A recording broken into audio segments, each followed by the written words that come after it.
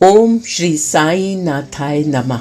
श्री साई सच्चरित्र अध्याय 4। श्री साई बाबा का शिरडी में प्रथम आगमन, संतों का अवतार कार्य, पवित्र तीर्थ शिरडी, श्री साई बाबा का व्यक्तित्व, गौली बुआ का अनुभव, श्री विठल का प्रकट होना, क्षीर सागर की कथा, दासगणों का प्रयाग स्नान, श्री साई बाबा का शिरडी में प्रथम आगमन, 3 वाड़े आदि विषयों का इस अध्याय में वर्णन किया जाएगा। संतों का अवतार कार्य। भगवत गीता 4 अध्याय में भगवान श्री कृष्ण कहते हैं कि जब जब धर्म की हानि और अधर्म की वृद्धि होती है तब तब मैं अवतार धारण करता हूँ। धर्म स्थापन, दुष्टों का विनाश तथा साधुजनों के परित्राण के लिए मैं युग युग में जन्म लेता हूँ। साधु और संत भगवान के प्रतिनिधि स्वरूप हैं। वे उपयुक्त समय पर प्रकट होकर अपनी कार्य प्रणाली द्वारा अपना अवतार कार्य पूर्ण करते हैं। अर्थात जब ब्राह्मण, क्षत्रिय और वैश्य अपने कर्तव्यों से विमुख हो जाते हैं, जब शूद्र उच्च जातियों के अधिकार छीनने लगते हैं, जब धर्म के आचार्यों का अनादर तथा निंदा होने लगती है, जब लोग निषिद्ध भोज्य पदार्थों और मदिरा आदि का सेवन करने लगते हैं, जब धर्म की आड़ में निंदित कार्य होने लगते हैं, जब भिन्न भिन्न धर्मावलंबी परस्पर लड़ने लगते हैं, जब ब्राह्मण संध्यादि कर्म छोड़ देते हैं, कर्मठ पुरुषों को धार्मिक कृत्यों में अरुचि उत्पन्न हो जाती है, जब योगी ध्यानादि कर्म करना छोड़ देते हैं और जब जन साधारण की ऐसी धारणा हो जाती है कि केवल धन, संतान और स्त्री ही सर्वस्व है, तथा इस प्रकार जब लोग सत्य मार्ग से विचलित होकर अधःपतन की ओर अग्रसर होने लगते हैं, तब संत प्रकट होकर अपने उपदेशों एवं आचरण के द्वारा धर्म की संस्थापना करते हैं। वे समुद्र के ज्योति स्तंभ की तरह हमारा उचित मार्गदर्शन करते हैं तथा सत्य पथ पर चलने को प्रेरित करते हैं। इसी मार्ग पर अनेकों संत निवृत्तिनाथ, ज्ञानदेव, मुक्ताबाई, नामदेव, गोरा, गोणाई, एकनाथ, तुकाराम, नरहरि, नरसिंह भाई, सजन कसाई, सावंता माली और रामदास तथा कई अन्य संत सत्य मार्ग का दिग्दर्शन कराने हेतु भिन्न भिन्न अवसरों पर प्रकट हुए और इन सब के पश्चात शिरडी में श्री साई बाबा का अवतार हुआ। पवित्र तीर्थ शिरडी अहमदनगर जिले में गोदावरी के तट बड़े ही भाग्यशाली हैं, जिन पर अनेक संतों ने जन्म धारण किया और अनेकों ने वहां आश्रय पाया। ऐसे संतों में श्री ज्ञानेश्वर महाराज प्रमुख थे। शिरडी अहमदनगर जिले के राहाता तालुका में है। गोदावरी नदी पार करने के पश्चात मार्ग सीधा शिरडी को जाता है। 8 मील चलने पर जब आप नीम गांव पहुंचेंगे तो वहां से शिरडी दृष्टिगोचर होने लगती है। कृष्णा नदी के तट पर अन्य तीर्थ स्थान गाड़गापुर, नरसिंहवाड़ी और औदुंबर के समान ही शिरडी भी प्रसिद्ध तीर्थ है। जिस प्रकार दामोजी ने मंगलवेढ़ा को, समर्थ रामदास ने सज्जनगढ़ को, दत्तावतार श्री नरसिंह सरस्वती ने वाड़ी को पवित्र किया, उसी प्रकार श्री साईनाथ ने शिरडी में अवतीर्ण होकर उसे पावन बनाया। श्री साईं बाबा का व्यक्तित्व। श्री साईं बाबा के सानिध्य से शिरडी का महत्व विशेष बढ़ गया। अब हम उनके चरित्र का अवलोकन करेंगे। उन्होंने इस भव सागर पर विजय प्राप्त कर ली थी, जिसे पार करना महान दुष्कर तथा कठिन है। शांति उनका आभूषण था तथा वे ज्ञान की साक्षात प्रतिमा थे। वैष्णव भक्त सदैव वहां आश्रय पाते थे। दानवीरों में वे राजा कर्ण के समान दानी थे। वे समस्त सारों के सार रूप थे। ऐहिक पदार्थों से उन्हें अरुचि थी। सदा आत्म स्वरूप में निमग्न रहना ही उनके जीवन का मुख्य ध्येय था। अनित्य वस्तुओं का आकर्षण उन्हें छू भी नहीं गया था। उनका हृदय शीशे के सदृश उज्जवल था। उनके श्री मुख से सदैव अमृत वर्षा होती थी। अमीर और गरीब उनके लिए दोनों एक समान थे। मान अपमान की उन्हें किंचित मात्र भी चिंता न थी। वे निर्भय होकर संभाषण करते, भांति भांति के लोगों से मिलजुल कर रहते। नर्तकियों का अभिनय तथा नृत्य देखते और गजल कव्वालियां भी सुनते थे। इतना सब करते हुए भी उनकी समाधि किंचित मात्र भी भंग न होती थी। अल्लाह का नाम सदा उनके होठों पर था। जब दुनिया जागती तो वे सोते और जब दुनिया सोती तो वे जागते थे। उनका अंतःकरण प्रशांत महासागर की तरह शांत था। न उनके आश्रम का कोई निश्चित कर सकता था और न उनकी कार्य प्रणाली का अंत पा सकता था। कहने के लिए तो वे एक स्थान पर निवास करते थे, परंतु विश्व के समस्त व्यवहारों व व्यापारों का उन्हें भली भांति ज्ञान था। उनके दरबार का रंग ही निराला था। वे प्रतिदिन अनेक किंवदंतियां कहते थे, परंतु उनकी अखंड शांति किंचित मात्र भी विचलित न होती थी।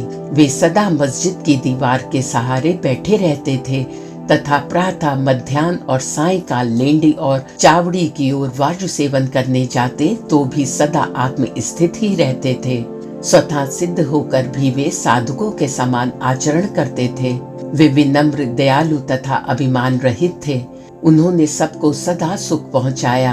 ऐसे थे श्री साईं बाबा, जिनके श्री चरणों का स्पर्श कर शिरडी पावन बन गई। उसका महत्व असाधारण हो गया। जिस प्रकार ज्ञानेश्वर ने आलंदी और एकनाथ ने पैठड़ का उत्थान किया, वही गति श्री साईं बाबा द्वारा शिरडी को प्राप्त हुई। शिरडी के फूल, पत्ते, कंकड़ और पत्थर भी धन्य है, जिन्हें श्री साईं चरणाम्बुजों का चुंबन तथा उनकी चरण रज मस्तक पर धारण करने का सौभाग्य प्राप्त हुआ। भक्तगण को शिरडी एक दूसरा पंढरपुर, जगन्नाथपुरी, द्वारका, बनारस, महाकालेश्वर तथा गोकर्ण महाबलेश्वर बन गई। श्री साईं का दर्शन करना ही भक्तों का वेद मंत्र था, जिसके परिणाम स्वरूप आसक्ति घटती और आत्मदर्शन का पथ सुगम होता था। उनका श्री दर्शन ही योग साधन था और उनसे वार्तालाप करने से समस्त पाप नष्ट हो जाते थे। उनका पाद सेवन करना ही त्रिवेणी स्नान के समान था तथा चरणामृत पान करने मात्र से ही समस्त इच्छाओं की तृप्ति हो जाती थी। उनकी आज्ञा हमारे लिए वेद सदृश थी। प्रसाद तथा ऊदी ग्रहण करने से चित्त की शुद्धि होती थी। वे ही हमारे राम और कृष्ण थे, जिन्होंने हमें मुक्ति प्रदान की। वे सदा आत्म स्थित चैतन्य घन तथा आनंद की मंगल मूर्ति थे।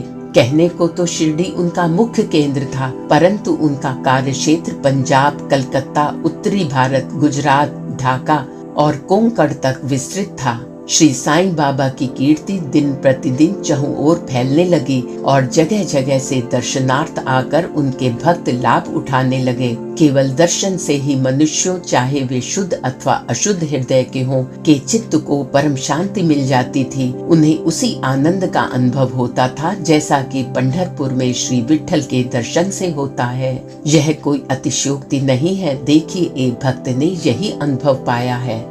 गौली बुआ, लगभग 95 वर्ष के वयोवृद्ध भक्त, जिनका नाम गौली बुआ था, पंढरी के एक वारकरी थे। वे 8 मास पंढरपुर तथा 4 मास आषाढ़ से कार्तिक तक गंगा तट पर निवास करते थे। सामान ढोने के लिए वे एक गधे को अपने पास रखते और एक शिष्य भी सदैव उनके साथ रहता था। वे प्रतिवर्ष वारी लेकर पंढरपुर जाते और लौटते समय श्री साईं बाबा के दर्शनार्थ शिरडी आते थे। बाबा पर उनका अगाध प्रेम था। वे बाबा की ओर एकटक निहारते और कह उठते थे कि ये तो श्री पंढरीनाथ, श्री विट्ठल के अवतार हैं, जो अनाथनाथ, दीन दयालु और दीनों के नाथ हैं। गौली बुआ श्री विठोबा के परम भक्त थे। उन्होंने अनेक बार पंढरी की यात्रा की तथा प्रत्यक्ष अनुभव किया कि श्री साईं बाबा सचमुच में ही पंढरीनाथ हैं। विट्ठल स्वयं प्रकट हुए।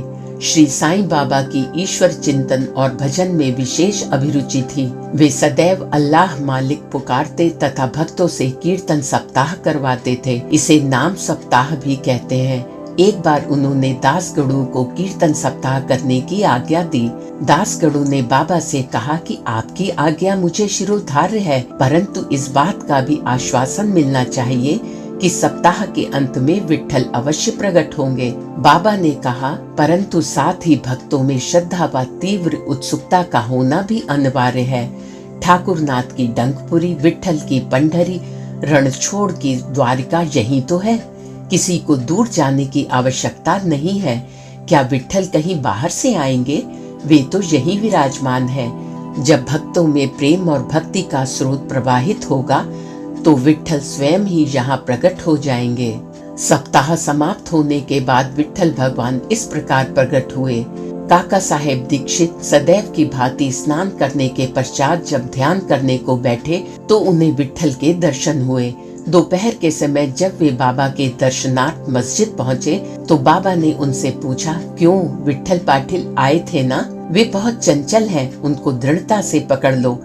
यदि थोड़ी सी भी असावधानी की तो वे बचकर निकल जाएंगे। यह प्रातः काल की घटना थी और दोपहर के समय उन्हें पुनः दर्शन हुए। उसी दिन एक चित्र बेचने वाला विठोबा के 25-30 चित्र लेकर वहां बेचने आया। यह चित्र ठीक वैसा ही था जैसा कि काका साहेब दीक्षित को ध्यान में दर्शन हुए थे। चित्र देखकर और बाबा के शब्दों का स्मरण कर काका साहेब को बड़ा विस्मय और प्रसन्नता हुई। उन्होंने एक चित्र सहर्ष खरीद लिया और उसे अपने देवघर में प्रतिष्ठित कर दिया। ठाणा के अवकाश प्राप्त मामलतदार श्री बी देव ने अपने अनुसंधान के द्वारा यह प्रमाणित कर दिया है कि शिरडी पंढरपुर की परिधि में आती है। दक्षिण में पंढरपुर श्री कृष्ण का प्रसिद्ध स्थान है, अतः शिरडी ही द्वारका है। साई लीला पत्रिका भाग 12 अंक 1, 2, 3 के अनुसार द्वारका की एक और व्याख्या सुनने में आई है, जो कि कैलाशवासी नारायण अय्यर द्वारा लिखित भारतवर्ष का स्थायी इतिहास में स्कंद पुराण भाग 2 पृष्ठ 90 से उद्धृत की गई है। वह इस प्रकार है, चतुर्वर्णामपि वर्गाणाम यत्र द्वाराणि सर्वतः अतो द्वारावतीत्युक्ता विद्विद्भस्तत्वद्वादिभिः। जो स्थान चारों वर्णों के लोगों को धर्म, अर्थ, काम और मोक्ष के लिए सुलभ हो, दार्शनिक लोग उसे द्वारका के नाम से पुकारते हैं। शिरडी में बाबा की मस्जिद केवल चारों वर्णों के लिए ही नहीं, अपितु दलित, अस्पृश्य और भागोजी शिंदे जैसे कोढ़ी आदि सबके लिए खुली थी। अतः शिरडी को द्वारका कहना ही सर्वथा उचित है। भगवंतराव क्षीरसागर की कथा। श्री विट्ठल पूजन में बाबा को कितनी रुचि थी,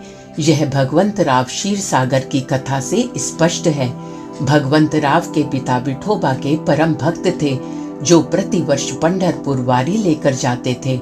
उनके घर में विठोबा की एक मूर्ति थी, जिसकी वे नित्य प्रति पूजा करते थे। उनकी मृत्यु के पश्चात उनके पुत्र भगवंतराव ने वारी, पूजन, श्राद्ध इत्यादि समस्त कर्म करना छोड़ दिया। जब भगवंतराव शिरडी आए तो बाबा उन्हें देखते ही कहने लगे कि इनके पिता मेरे परम मित्र थे, इसी कारण मैंने इन्हें यहाँ बुलाया है। इन्होंने कभी नैवेद्य अर्पण नहीं किया तथा मुझे और विठोबा को भूखों मारा है, इसलिए मैंने इन्हें यहाँ आने को प्रेरित किया है। अब मैं इन्हें हठ पूर्वक पूजा में लगा दूंगा। दासगणों का प्रयाग स्नान। गंगा और यमुना नदी के संगम पर प्रयाग प्रसिद्ध पवित्र तीर्थ स्थान है। हिंदुओं की ऐसी भावना है कि वहाँ स्नान आदि करने से समस्त पाप नष्ट हो जाते हैं। इसी कारण प्रत्येक पर्व पर सहस्त्रों भक्तगण वहाँ जाते हैं और स्नान का लाभ उठाते हैं। एक बार दासगणों ने भी वहाँ जाकर स्नान करने का निश्चय किया। इस विचार से वे बाबा से आज्ञा लेने उनके पास गए। बाबा ने कहा कि इतनी दूर व्यर्थ भटकने की आवश्यकता ही क्या है, अपना प्रयाग तो यही है, मुझ पर विश्वास करो। आश्चर्य, महान आश्चर्य। जैसे ही दासगणों बाबा के चरणों पर नत हुए तो बाबा के श्री चरणों से गंगा यमुना की धारा वेग से प्रवाहित होने लगी। यह चमत्कार देखकर दासगणों का प्रेम और भक्ति उमड़ पड़ी। आंखों से अश्रुओं की धारा बहने लगी। उन्हें कुछ अंधा स्फूर्ति हुई और उनके मुख से श्री साईं बाबा की स्तोत्रस्विनी स्वतः प्रवाहित होने लगी। श्री साईं बाबा का शिरडी में प्रथम आगमन।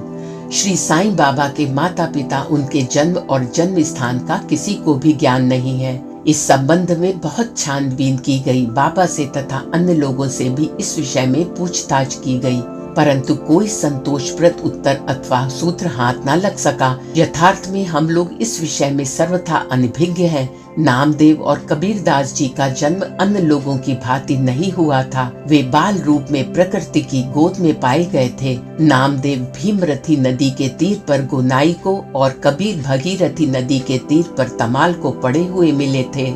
और ऐसा ही श्री साईं बाबा के संबंध में भी था। वे शिरडी में नीम वृक्ष के तले 16 वर्ष की तरुणावस्था में स्वयं भक्तों के कल्याणार्थ प्रकट हुए थे। उस समय भी वे पूर्ण ब्रह्मज्ञानी प्रतीत होते थे। स्वप्न में भी उनको किसी लौकिक पदार्थ की इच्छा नहीं थी। उन्होंने माया को ठुकरा दिया था और मुक्ति उनके चरणों में लौटती थी। शिरडी ग्राम की एक वृद्ध स्त्री नाना चौबदार की माँ ने उनका इस प्रकार वर्णन किया है। एक तरुण, स्वस्थ, फुर्तीला तथा अति रूपवान बालक सर्वप्रथम नीम वृक्ष के नीचे समाधि में लीन दिखाई पड़ा। सर्दी व गर्मी की उन्हें किंचित मात्र भी चिंता न थी। उन्हें इतनी अल्प आयु में इस प्रकार कठिन तपस्या करते देखकर लोगों को महान आश्चर्य हुआ। दिन में वे किसी से भेंट नहीं करते थे और रात्रि में निर्भय होकर एकांत में घूमते थे। लोग आश्चर्यचकित होकर पूछते फिरते थे कि इस युवक का कहाँ से आगमन हुआ है। उनकी बनावट तथा आकृति इतनी सुंदर थी कि एक बार देखने मात्र से लोग उनकी ओर आकर्षित हो जाते थे। वे सदा नीम वृक्ष के नीचे बैठे रहते थे और किसी के द्वार पर ना जाते थे। यद्यपि देखने में वे युवक प्रतीत होते थे, परंतु उनका आचरण महात्माओं के सदृश था। वे त्याग और वैराग्य की साक्षात प्रतिमा थे। एक बार एक आश्चर्यजनक घटना हुई। एक भक्त को भगवान खांडोबा का संचार हुआ। लोगों ने शंका निवारणार्थ उनसे प्रश्न किया कि हे देव, कृपया बतलाइए कि ये किस भाग्यशाली पिता की संतान है और इनका आगमन कहाँ से हुआ है। भगवान खांडोबा ने एक कुदाली मंगवाई और एक निर्दिष्ट स्थान पर खोदने का संकेत किया। जब वह स्थान पूर्ण रूप से खोदा गया तो वहाँ एक पत्थर के नीचे ईंटें पाई गई। पत्थर को हटाते ही एक द्वार दिखा जहाँ पर 4 दीपक जल रहे थे। उन दरवाजों का मार्ग एक गुफा में जाता था जहाँ गौमुखी आकार की इमारत, लकड़ी के तख्ते, मालाएं आदि दिखाई पड़ी। भगवान खांडोबा कहने लगे कि इस युवक ने इस स्थान पर 12 वर्ष तपस्या की है। तब लोग युवक से प्रश्न करने लगे, परंतु उसने यह कहकर बात टाल दी कि यह मेरे श्री गुरुदेव की पवित्र भूमि है, अतएव मेरा पूज्य स्थान है। तब लोगों ने उस दरवाजे को पूर्ववत बंद कर दिया। जिस प्रकार अश्वत्थ तथा औदुंबर वृक्ष पवित्र माने जाते हैं, उसी प्रकार बाबा ने भी इस नीम वृक्ष को उतना ही पवित्र माना और प्रेम किया। महालसापति तथा शिरडी के अन्य भक्त इस स्थान को बाबा के गुरु का समाधि स्थान मानकर सदैव नमन किया करते थे। 3 वाड़े। नीम वृक्ष के आसपास की भूमि श्री हरि विनायक साठे ने मोल ले ली और उस स्थान पर एक विशाल भवन का निर्माण किया, जिसका नाम साठेवाड़ा रखा गया। बाहर से आने वाले यात्रियों के लिए वह वाड़ा ही एकमात्र विश्राम स्थान था, जहां सदैव भीड़ रहा करती थी। नीम वृक्ष के नीचे चारों ओर चबूतरा बांधा गया। सीढ़ियों के नीचे दक्षिण की ओर एक छोटा सा मंदिर है, जहां भक्त लोग चबूतरे के ऊपर उत्तराभिमुख होकर बैठते हैं। ऐसा विश्वास किया जाता है कि जो भक्त गुरुवार तथा शुक्रवार की संध्या को वहां धूप, अगरबत्ती आदि सुगंधित पदार्थ जलाते हैं, वे ईश कृपा से सदैव सुखी होंगे। यह वाड़ा बहुत पुराना तथा जीर्ण शीर्ण स्थिति में था तथा इसके जीर्णोद्धार की नितांत आवश्यकता थी, जो संस्थान द्वारा पूर्ण कर दी गई। कुछ समय के पश्चात एक दूसरे वाड़े का निर्माण हुआ, जिसका नाम दीक्षित वाड़ा रखा गया। काका साहेब दीक्षित कानूनी सलाहकार जब इंग्लैंड में थे, तब वहां उन्हें किसी दुर्घटना से पैर में चोट आ गई थी। उन्होंने अनेक उपचार किए, परंतु पैर अच्छा न हो सका। नाना साहेब चांदोरकर ने उन्हें बाबा की कृपा प्राप्त करने का परामर्श दिया, इसलिए उन्होंने सन 1909 में बाबा के दर्शन किए। उन्होंने बाबा से पैर के बदले अपने मन की पंगुता दूर करने की प्रार्थना की। बाबा के दर्शन से उन्हें इतना सुख प्राप्त हुआ कि उन्होंने स्थायी रूप से शिरडी में रहना स्वीकार कर लिया और इसी कारण उन्होंने अपने तथा भक्तों के हेतु एक वाड़े का निर्माण कराया। इस भवन का शिलान्यास दिनांक 9/12/1910 को किया गया। उसी दिन अन्य 2 विशेष घटनाएं घटित हुई। पहला, श्री दादा साहेब खापर्डे को घर वापस लौटने की अनुमति प्राप्त हो गई और दूसरा, चावड़ी में रात्रि को आरती आरंभ हो गई। कुछ समय में वाड़ा संपूर्ण रूप से बन गया और रामनवमी 1911 के शुभ अवसर पर उसका यथाविधि उद्घाटन कर दिया गया। इसके बाद एक और वाड़ा मानो एक शाही भवन नागपुर के प्रसिद्ध श्रीमंत बूटी ने बनवाया। इस भवन के निर्माण में बहुत धनराशि लगाई गई। उनकी समस्त निधि सार्थक हो गई, क्योंकि बाबा का शरीर अब वही विश्रांति पा रहा है और फिलहाल वह समाधि मंदिर के नाम से विख्यात है।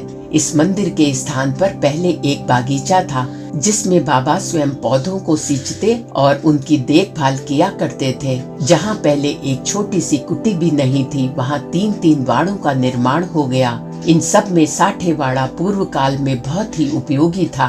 बागीचे की कथा। वामन तात्या की सहायता से स्वयं बागीचे की देखभाल, शिरडी से श्री साईं बाबा की अस्थायी अनुपस्थिति तथा चांद पाटिल की बारात में पुनः शिरडी लौटना, देवीदास, जानकी दास और गंगागीर की संगति, मोहिद्दीन तांबोली के साथ कुश्ती, मस्जिद में निवास, श्री डेंगले व अन्य भक्तों पर प्रेम तथा अन्य घटनाओं का अगले अध्याय में वर्णन किया गया है।